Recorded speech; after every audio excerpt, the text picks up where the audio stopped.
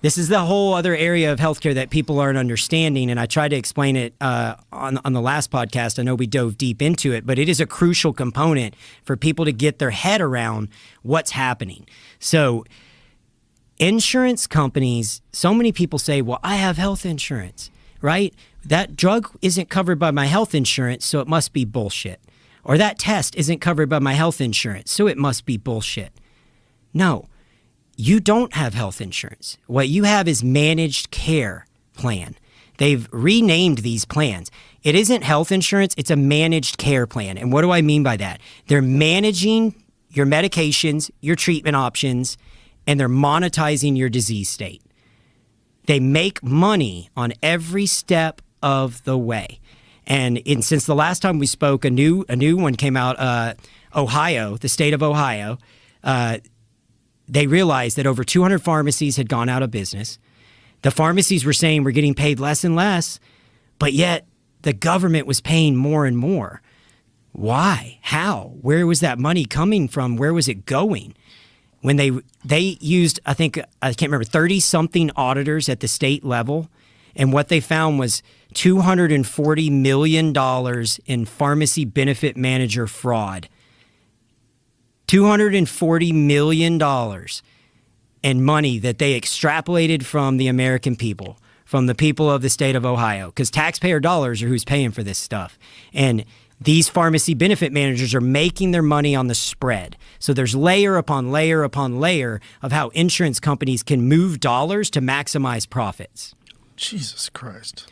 Does that make sense at all? It makes sense, but it's just like the more you talk, the more disheartening it is. Well, I mean, there's two different views on it, right? There's optimists are usually successful and pessimists are usually right. I am very optimistic about the future of medicine. I'm very optimistic through large language models, cash pay model. I didn't want to get into that without first setting the tone for the listeners on how we're here. Why did we go to cash pay? Why is Ways to Well not in the insurance model? Why is Revive not in the insurance model? Because the insurance model no longer exists. That model is meant to monetize your disease, right? So Gary talked about this. You come in. Let's say I come in, and I'm going to give you a perfect example. I'm a mom. I'm stressed. I have anxiety. I'm not sleeping at night. I go to my primary care. That primary care has 6 minutes with me. It's not their fault. They're doing their best to navigate a shit system. They write me an Ambien and an antidepressant or an anti-anxiety, and they push me out the door. And that's their go-to treatment because that's the tool in their tool belt. The difference is if somebody were to come in the door of Ways to Well or any of these cash pay clinics, I don't even want to make it about Ways to Well. There are hundreds of phenomenal clinics across the country. Peter Attia is a prime example. He's going to take the time to ask the question, to do the deep dive, to peel back the layers to the onion. Rather than treating the symptom, you're going to uncover the root cause. And so what did you do to assess that individual, right? If it was us, we would do a comprehensive blood panel. We would identify, is there a hormonal imbalance or any sort of imbalance in their biomarkers? Not going to happen in the insurance model. Because of what I was telling you. The doctors are scared. They're scared of getting kicked off the insurance. They're scared of ending up on a DOJ desk because the data's being skewed, the info's being skewed, all of it. It's one half of the narrative. So that's one reason they won't do it. So that's the biomarker test, okay? Let's look at the other thing we would do. We would run an EEG to assess if you have insomnia, anxiety, depression, all of these things. Another way to dig into the root cause separate from biomarkers is an EEG, to run a brainwave test that tells us, is your brain neurons firing at the posterior of your brain to the prefrontal cortex of your brain? And if you're losing data from the posterior to the prefrontal cortex, what you find is people with depression, with anxiety, with all these things, they're losing 40 to 50% of that neuropathic firing from the rear of their brain to the front of their brain. And this is a simple $200 test, okay? Then you go to what Gary brought up. You can do a methylfolate detoxification test. It's a gene carrier test. 40% of people in America suffer from that gene, right? There's 4 other genes that are part of that test that we do. Any one of those genes can change the way your body processes and detoxifies. They're never going to do that. That isn't covered by insurance. You could do a pharmacogenetic test to see if that individual is even capable of metabolizing the treatment that you're writing them. Do they have a cytochrome P450 variant? Will this even work? How are they processing their food? We can do a gut biome test. We can identify, do you have a food allergy? Is your gut biome in good working order? Not covered by insurance. Do you get where I'm going? 7 or 8 easy things, and you're not talking about $1 million. Like, I bet all of those tests combined come out to less than $1,000. And I know that's a lot, but you know, how much do you spend on your car payment? How much do you spend on your house?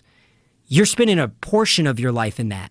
You're spending 100% of this existence in this flesh vessel, and you only get one of them. What are you going to do with it? Are you going to put your life in the hands of these assholes that are here to extrapolate money from you and manage you into chronic disease? And I'm not saying the doctors are. The doctors are just using the tools that are in their tool belt. They're using the data and the tools that are in their tool belt. And that's all they know how to do. And they don't have the time, and they're stressed, and they're overworked, and they're tired, and they're just trying to make it. And they're beat down. These people are beat down. And how many of these doctors even know about these tests? A lot of them don't, because again, a lot of it's not covered by insurance. And so if it's not in their wheelhouse, and so when you went back to, wait, doctors have investments. When I owned a blood lab, one of the things I learned is that clinician's so busy. If there's not a carrot at the end of the stick to have the conversation, to do the deep dive, to explain to them the methodology and the clinical protocols and the why, they're not going to mess with it, because they're just, again, trying to make it through the day.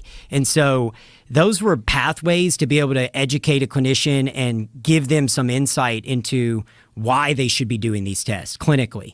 But yeah, even today, like if you talk about cellular therapies, if you talk about peptides, most primary care clinicians in this country have no idea about peptides. Or they'll say it's bullshit, or they say they don't work. And they'll say the same thing with cellular therapy. You can't get stem cells in the United States. You can't get that. You know, it's just this dogma that has created a misconception. Infrared, that's another example. You and I were talking about infrared beds and red light therapy.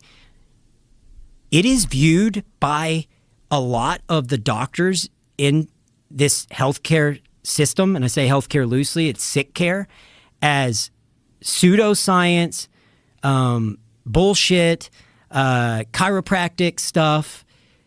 But if you look, infrared and these technologies, photo light therapy has been used since 1903, 1905.